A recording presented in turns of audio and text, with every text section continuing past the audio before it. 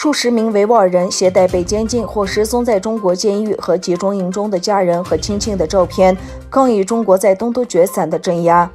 7月27日星期一下午，维吾尔人聚集在伊斯坦布尔的贝亚吉斯特广场，抗议中国对东突厥散维吾尔人的镇压政策和种族灭绝，包括集中营和维吾尔人的任意拘留。一些年轻人穿着监狱服并束缚四肢，以吸引注意在中国监狱和营地中遭受身心虐待的维吾尔人的困境。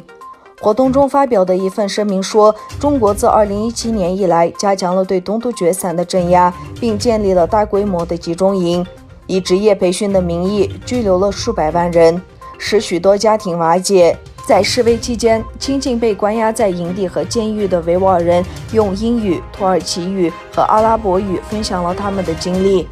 集中营中的妇女身心遭虐待和酷刑，包括节育、绝育和强迫流产，引起了媒体的注意。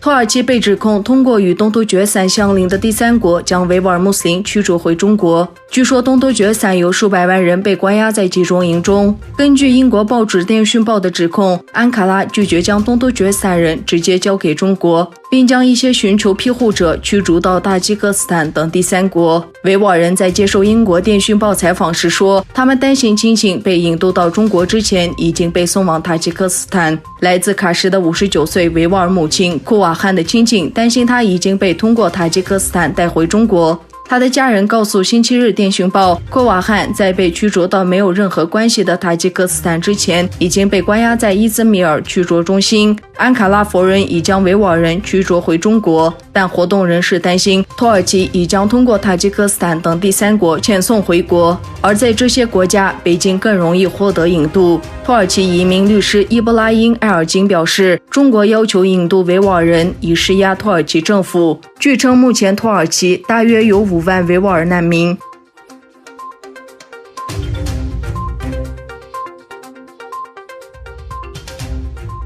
美国职业篮球联盟 NBA 切断了他在东突厥散设立的一个培训中心的关系。北京对维吾尔和其他少数民族的对待方式正在受到国际社会越来越多的谴责。NBA 在7月21日给田纳西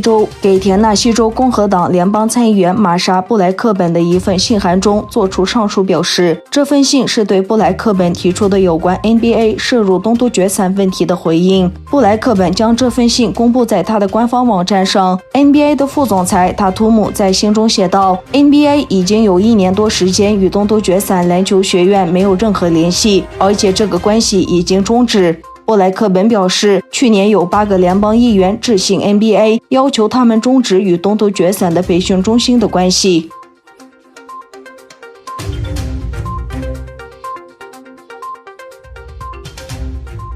7月27日上午，美国驻成都总领事馆按照中方要求闭馆，中方主管部门随后从正门进入，实行接管。中国外交部在声明中表示，美国外交官在10点关闭总领馆后，中国主管部门人员从前门进入并接管了总领馆。中美两国间的紧张关系在美国下令关闭中国驻休斯顿总领事馆后迅速升级。美国官员称，中国驻休斯顿总领事馆是间谍活动和知识产权窃取的中心。中国在美国的旧金山、洛杉矶、芝加哥和纽约设有领事馆，并在华盛顿驻有大使馆。美国在中国也设有4个领事馆和驻北京的大使馆。